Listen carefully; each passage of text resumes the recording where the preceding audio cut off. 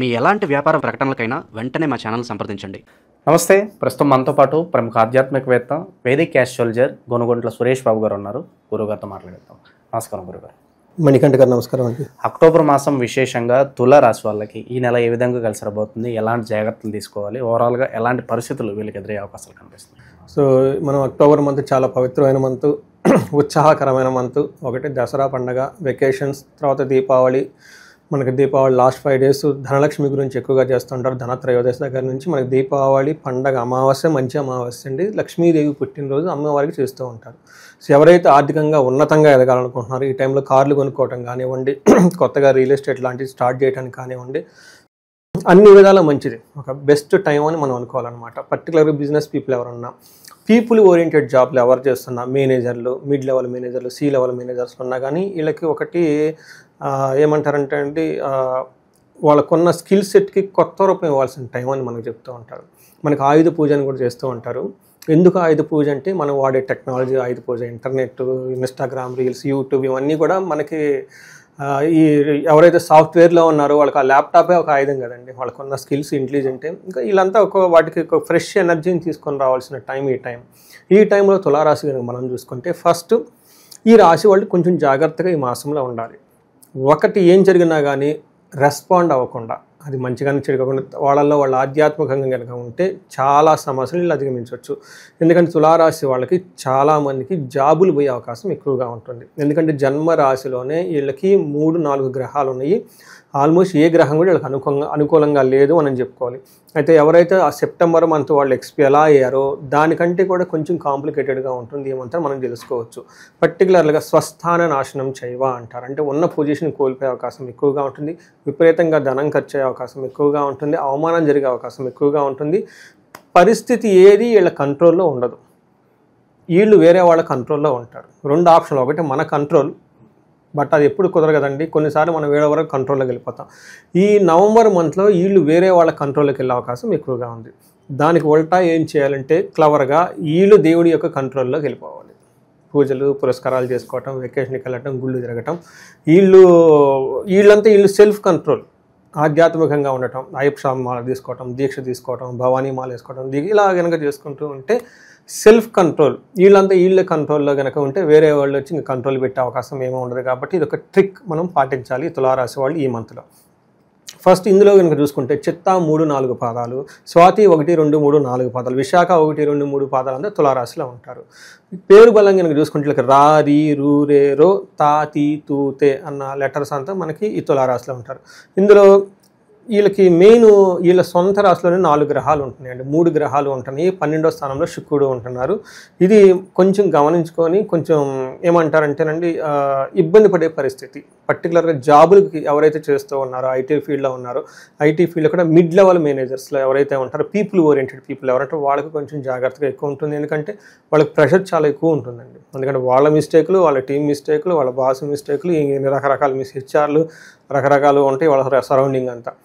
దీంతో పాటు ఇంటికి సంబంధించిన బరువులు, బాధ్యతలు ఉంటాయి, తల్లిదండ్రులు ఉంటాయి. ఎందుకంటే 40s is the kind of game changer age అని మనం అనుకోవాలన్నమాట. కానీ అదృష్టం వచ్చి లైఫ్లో ఒక మెట్టెక్కాల్సిన టైం కూడా ఇదేనండి. బట్ ఎక్కువ ఛాలెంజెస్ కూడా ఉండేది ఇదే. కాబట్టి వీళ్ళకి సంబంధించి ఏజ్ గ్రూప్ వాళ్ళకి ఎక్కువగా ఒక స్పెషల్ రీసెర్చ్ లాగా పెట్టుకొని వర్క్ చేస్తూ ఉన్నామండి నేను, మా టీం అంతా.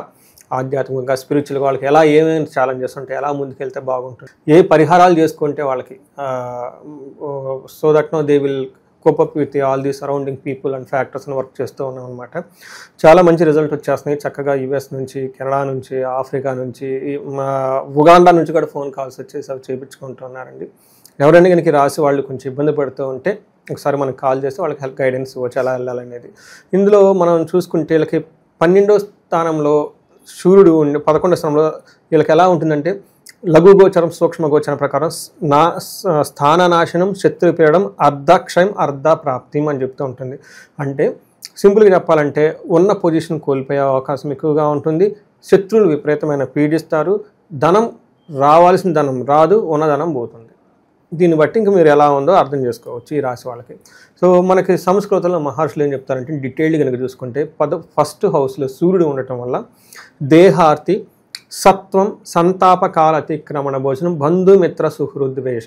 ఈ టైంలో వీళ్ళకి బంధువుల దగ్గర నుంచి సపోర్ట్ రాదు, ఇంట్లో సపోర్ట్ రాదు, బాస్ దగ్గర నుంచి సపోర్ట్ రాదు, వాళ్ళ హెల్త్ కూడా వాళ్ళకి సహకరించదు. సో ఏ విధంగా చూసుకున్నా కానీ వీళ్ళకి ఇందాక చెప్పినట్లు వీళ్ళు ఈ టైంలో వీళ్ళు ఎవరికి వీళ్ళ కంట్రోల్ ఏది ఉండదు. వీళ్ళు వేరే వాళ్ళ కంట్రోల్కి వెళ్ళిపోయే సిచ్యువేషన్ ఉంటుంది కాబట్టి మనం డైజెస్ట్ చేసుకోలేరు ఎవరు కూడా. ఎందుకంటే మనం బై డిఫాల్ట్ వేరే వాళ్ళని కంట్రోల్ చేయాలనుకుంటాం కానీ వేరే వాళ్ళ కంట్రోల్లో మనం ఉండాలనుకుంటాం. బట్ పరిస్థితి అయితే ఎలా ఉంది కొంచెం గమనించుకోవాలి. స్మార్ట్గా ఉండటం ఈ టైంలో చాలా ఇంపార్టెంట్. కుజుడు చూసుకున్నారనుకోండి, అగైన్ ఇది కూడా ఫస్ట్ హౌస్లో ఉండటంలో ఇబ్బంది పెట్టే పరిస్థితిలో ఉంది. మనకి సంస్కృతంలో మహర్షులు ఏం చెప్తారంటే, జ్వరం ఖడ్గవరణం చైవ భార్య బంధు విరోధ కృత్ చంద్రరాశిగతి యక్ష రాక్షస పీడనం. అందుకని ఈ యక్ష రాక్షస పీడనం ఎవరైతే ఉన్నారో, ఎవరైతే ఇప్పటిదాకా మీకు దిష్టి కొట్టుకొని ఉందో, ఎవరైతే మిమ్మల్ని తిట్టారో, ఇంతకుముందు ఏదో మీరు మిస్టేకులు చేసి ఉంటారో, ఈ హిడెన్ ఫోర్సెస్ ఉంటారు. అవి మనకేమంటారంటే మనం ఎప్పుడైతే డౌన్గా ఉన్నామో కాసుకొని కూర్చుంటారో మన మీద ఎగబడడానికి. ఈ టైప్ ఫ్యాక్టర్స్ వస్తాయి. మనకి హెల్త్ ఉంటుంది, డాక్టర్ దగ్గర పోతే ఏమో ఉండదు. సో అంతా బాగుంటుంది, ఉన్నట్టుండి ఓవర్ నైట్ గొడవలు అవుతూ ఉంటాయి, లేదంటే ఓవర్ నైట్ యాక్సిడెంట్లు అవుతూ ఉంటాయి, అన్ఎక్స్పెక్టెడ్గా జరుగుతూ ఉంటుంది. వాటికి రీజన్ అనేది ఏమి ఉండదు అనమాట. ఈ యక్ష రాక్షస పీడనం అంటారు. దిష్టి కానివ్వండి, లేదంటే పీడలు కానివ్వండి, కర్సెస్ ఇవన్నీ వచ్చేసి మీద పడిపోతూ ఉంటాయి. ఈ టైంలో సెన్సిటివ్గా ఉండాలి. కొంచెం ఆధ్యాత్మికంగా ఎక్కువగా ఉంటుంది. చాలా ఉంటుంది. ఖడ్గవరైన వీళ్ళు బ్లడ్ని వీళ్ళే చూసుకునే అవకాశం ఎక్కువగా ఉంటుంది. గాయాలయ్యే అవకాశం కూడా ఎక్కువగా ఉంటుంది. ఎనిమీస్ మిమ్మల్ని ఏ విధంగా అయితే ఇబ్బంది పెట్టాలో ఆ విధంగా ఇబ్బంది పెట్టడానికి రెడీగా కాసుకొని ఉన్నారు. జాగ్రత్తగా ఉండాలి. దెబ్బలు పడే అవకాశం ఎక్కువగా ఉంటుంది. అందుకని ఈ టైంలో 12వ స్థానంలో అగైన్ శుక్రుడు ఉండటంతో శస్త్రపీడం, చోర బాధ, దొంగతనాలు జరిగే అవకాశం ఎక్కువగా ఉంటుంది. భయం గొలిపే సిచ్యువేషన్స్ ఎక్కువగా ఉంటుంది. ఏదైనా కనుక పని చేస్తే అందులో విఘ్నాలు వచ్చి ఆటంకాలు వస్తాయి. సో దీన్ని బట్టి సమరీ మీకు ఏం అర్థమైందంటేనండి, మీరు ఏవైతే పనులు చేస్తున్నారో ఒక్క స్టెప్ బ్యాక్ తీసుకొని కామ్గా ఉండండి. ఈ టైంలో కొత్త పనులు ఏమీ ఇనిషియేట్ చేయకండి. వేరే వాళ్ళ కంట్రోల్లో మీరు బదులు మీరు ఆధ్యాత్మిక కంట్రోల్లో మీరే కనుక ఉంటే ఈ మాసం కనుక తప్పించుకొని ముందుకెళ్ళిపోతే నెక్స్ట్ మాసం అంతా చక్కగా ఉంటుంది. ఇది సమరీ. ఓకే, ఇక ఈ రాశిలో గురుగారు ఏ నక్షత్రాలు ఉంటారు, వాళ్ళకి ఎలాంటి పరిస్థితులు ఎదురయ్యే అవకాశం? వీళ్ళకి చిత్త, స్వాతి, విశాఖ నక్షత్రాలు ఇందులో ఉంటారండి. ఇందులో బాగా మోస్ట్ పవర్ఫుల్ స్వాతి నక్షత్రం. ఎందుకంటే 4 పాదాలు ఇందులోనే ఉంటాయి. వాళ్ళు కోర్ పిల్లర్ ఈ రాశి వాళ్ళకి అని చెప్పుకోవాలి. చిత్త వాళ్ళకి చూసుకుంటే వీళ్ళకి సంపదలు వస్తుంది, ధనలాభం వస్తుంది, ఐశ్వర్యం ఉంటుంది. కానీ వేరే విషయంలో ప్రాబ్లం ఉంటుంది. ఒకటి కలహము, మృత్యుభయము, మరణము, నాశనము చూపిస్తుంది. సో ఇవన్నీ సంస్కృత పదాలు. తెలుగులో మూవీలో చెప్పినట్లు మీనింగ్ కాదు. వీటి మీనింగ్ ఏంటంటే, ఇప్పటిదాకా ఏదైనా కనుక మీరు బాగా ఇంట్రెస్ట్గా చేస్తూ ఉంటే వాటిలో బ్రేక్ వచ్చి ఆగిపోతుంది. అలా బ్రేక్ రావటాన్ని మృత్యం అంటారు, లేకుండా పోవటాన్ని నాశనం అంటారు. అది మన పని కానివ్వండి, ఒక ప్రాజెక్ట్ కానివ్వండి, ఇంకోటి కానివ్వండి. ఐటీ పీపుల్ చాలామంది ఉంటారు. ఆ ప్రాజెక్ట్లో 1 year 2 years మంచి చేస్తూ ఉంటారు. అది టక్కన అయిపోతుంది. దట్ ఈస్ కాల్డ్ నథింగ్ బట్టి మృత్యు. ఆ తర్వాత అసలు మనం ఉంటాం లేదా అనేది డౌట్ వస్తుంది. మృత్యు భయం అది. ఆ తర్వాత నాశనం. ఈ బాస్ వచ్చేసి మీరు బెంచ్ మీద ఉన్నారంటాడు. ఇలా జరిగే అవకాశాలు ఎక్కువగా ఉంటుంది కాబట్టి జాగ్రత్తగా ఉండాలి. స్వాతి నక్షత్రం వాళ్ళకి సేమ్ వీళ్ళు కూడా సౌఖ్యంగా ఉంటారు, సంపదలు ఉంటారు, క్షేమం ఉంటుంది. 3 months 4 months ప్యాకేజ్ శాలరీ అయితే రెడీగానే ఉంటుంది. దాని గురించి ఏం బాధపడిన అసలు. బట్ మిగతా విషయాలు జాగ్రత్తగా ఉండే అవకాశం ఎక్కువగా ఉంటుంది. వీళ్ళు కొంచెం జాగ్రత్తగా ఆధ్యాత్మికంగా ఉండటం చాలా ఇంపార్టెంట్. విశాఖ నక్షత్రం వాళ్ళకి లాభప్రదంగా ఉంటుంది. ఫారిన్ రిలేటెడ్ ఉన్న వాళ్ళకి బాగుంటుంది. క్షేమంగా ఉంటారు, సౌఖ్యంగా ఉంటారు, సంపదలో ఉంటారు. బట్ వీళ్ళకి ఛాలెంజెస్ ఏమవుతుందంటే మృత్యు భయము, నాశనము చూపిస్తుంది. ఇది కూడాను ఈ మంత్ ఎండ్లో ఉంటుంది. ఫస్ట్ 3 months వీళ్ళకంతా బాగానే ఉంటుంది. దీపావళి పండుగ అంతా బాగానే ఉంటుంది. బట్ లాస్ట్లో ఇవి ట్రిగ్గర్ అయ్యే అవకాశం ఎక్కువగా ఉంటుంది. ఇది భయపడ్డం అని కాదు, అవి ఉండే అవకాశం ఎక్కువగా ఉంది. కాబట్టి ముందుగా మైండ్లో పెట్టుకొని ఆధ్యాత్మికంగా ఉండటం, ఎక్కడెక్కడ రిస్కీ థింగ్స్ ఉన్నాయో వాటికి 1-2 సార్లు ఆల్టర్నేటివ్స్ పెట్టుకొని ఉంటే లైఫ్ అనేది స్మూత్ఫుల్గా ముందుకెళ్ళిపోతుందండి. ఇక విశేషంగా ప్రజెంట్ ఉన్న గ్రహస్థితి బట్టి ఎలాంటి పరిహారాలు వీళ్ళకి బాగా అవసరం అంటారు గురుగారు? ఇప్పుడున్న వీళ్ళకి నేను ఏం చెప్తానంటే అండి, మన్యు పాశుపత అభిషేకం ఖచ్చితంగా చేసుకోవాలండి. వీళ్ళకి మన్యు పాశుపత అభిషేకం నేను చాలాసార్లు ఎందుకు చెప్తూ ఉంటానంటేనండి, మన్యు పాశుపత అభిషేకము, రాహుకేతుల పూజ నేను ఐటీ వాళ్ళు అనగానే ముందు వాళ్ళకి చెప్పేస్తానండి. ఎందుకంటే ఎవరైతే ఐటీ ఫీల్డ్లో ఉంటారో ఆ ఐటీలో వాళ్ళకి ఎదగటానికి కారణం రాహుకేతువులు. చాలామంది ఐటీ వాళ్ళకి కెరీర్లో కూడా వైఫ్ అండ్ హస్బెండ్తో ప్రాబ్లం ఉంటుందండి. అది మనం ఏం చెప్తాము, పెళ్ళికి ముందు ఒక లవ్ అఫైర్, అది బ్రేకు, అయిన తర్వాత కాంట్రావర్సో సంథింగ్ ఉంటుంది. ఏమవుతుందంటే ఎప్పుడైతే మనం ఈ మన్యుకి చేసి రాహుకేతులు చేసామో వీళ్ళకి ఏదైతే ఈ రాహుకేతులు పూజ చేసుకుంటారో చాలామందికి అన్ఎక్స్పెక్టెడ్ సోర్స్. ఎందుకంటే చాలామంది ఐటీ ఎంప్లాయీస్ ఈ షేర్లో కూడా ఇన్వెస్ట్ చేస్తారు. చూడండి వాళ్ళకి మైండ్ అలా ఉంటుంది, స్పెక్యులేటివ్ ఉంటుంది. ఆన్లైన్ గేమ్స్ ఇవంతా అసోసియేటెడే ఉంటారు చాలామంది, ఎక్కువ మందికి. ఎప్పుడైతే రాహుకేతులకి కేర్ తీసుకున్నాం అనుకోండి ఇవన్నీ సెటిల్ అయిపోతాయి.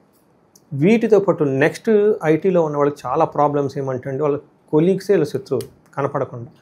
అందుకని అప్పుడు మన్యు పాశుపతం చేసుకుంటే రియల్ లైఫ్లో, ఎందుకంటే లాస్ట్ మంత్ మీరు నమ్ముతారు 7-8 మంది సాఫ్ట్వేర్ ప్రొఫెషనల్ చేస్తానండి.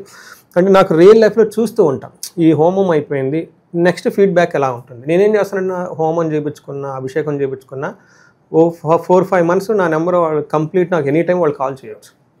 ఎందుకంటే ఇది ఆబ్లిగేషన్, స్పిరిచువల్ ఆబ్లిగేషన్ కదండి. నమ్మి వచ్చి గైడెన్స్ ఇచ్చిన తర్వాత ఇన్వెస్ట్మెంట్ చేస్తారు, డబ్బులు ఖర్చు పెడతారు, ఆ తర్వాత రిజల్ట్ రావాలి కదండి. నా అప్రోచ్ ఏంటంటే ప్రాబ్లమ్ సాల్వింగ్ లాగా. మన దగ్గరికి ఎందుకు వస్తారండి వాళ్ళు? వాళ్ళకి ఏదైనా ప్రాబ్లమ్ వస్తే ఆ ప్రాబ్లమ్ కిల్ చేయాలనేది ఆ గైడెన్స్ అనేది నేను అనమాట. అందుకని నువ్వు చేసిన తర్వాత నేను ఫీడ్బ్యాక్ తీసుకుంటాను, ఎన్ని రోజులకి ఎలా ఉంది, తర్వాత ఎలా ఉంది, తర్వాత నాకు వెంటనే చెప్తూ ఉంటారు ఆ సిగ్నల్స్, పాజిటివ్ సిగ్నల్స్ అంతా. ఈ కాంబినేషన్ చాలా బాగా వర్క్ అయింది. ఒకటి మన్యు చేస్తే 2 బెనిఫిట్లు అండి. మన్యు చేస్తే ధనము వస్తుంది, శత్రుబాధ పోతుంది. ఎప్పుడైతే రాహుకేతులు కేర్ తీసుకుంటామో ఈ ఐటీకి సంబంధించిన ప్రొఫెషనల్ రాహుకేతులే కాబట్టి వాళ్ళకి సింబాలిక్ కూడాను భార్యతో గొడవలు ఎప్పుడు అవుతూ ఉంటాయి అనుకుంటే అది సింబాలిక్. అలానే వైఫ్ అండ్ హస్బెండ్ మధ్య రిలేషన్షిప్ సరిగా లేకపోయినా కానీ సింబాలిక్ ఇదే అవుతుంది. ద బెస్ట్ కాంబినేషన్, వెరీ క్విక్గా రిజల్ట్ వచ్చింది రాహుకేతులకి సుబ్రహ్మణ్యేశ్వర స్వామికి సంబంధించిన మూల మంత్రం, ఎట్ ఏ టైం మన్యు పాశుపత అభిషేకం, ఇవి కనుక సెట్ చేసుకోగలిగితే ఎవరైనా సరే ఐటీ పీపుల్కి 90% ప్రాబ్లమ్స్ ఆటోమేటిక్గా పోతాయండి. ఇది నేను రియల్ టైంలో మా క్లయింట్లకి చేయించి వాళ్ళు ఇచ్చిన ఫీడ్బ్యాక్ని పెట్టేసి ఏమంటారు ఇది రియల్ టైంలో కేస్ స్టడీ లాగా చేసి ఇప్పుడు సాలిడ్ అయిపోయాను అనమాట. సాలిడ్ అయ్యి రీసెంట్గా లాస్ట్ మంత్ కూడా 8 దాకా చేయించండి. They are giving very good positive feedback అండి. ఇది చేయించుకోవాలని చెప్పేసి అందరికీ నేను చెప్తాను. ఓవరాల్గా ఈ రాశి వాళ్ళందరికీ ఏ విధమైన పరిస్థితులు రాబోతున్నాయి, ఎలాంటి జాగ్రత్తలు తీసుకోవాలి నెలలో మీ మాటల్లో చాలా బాగా వివరించారు. ధన్యవాదాలు సార్. ధన్యవాదాలు.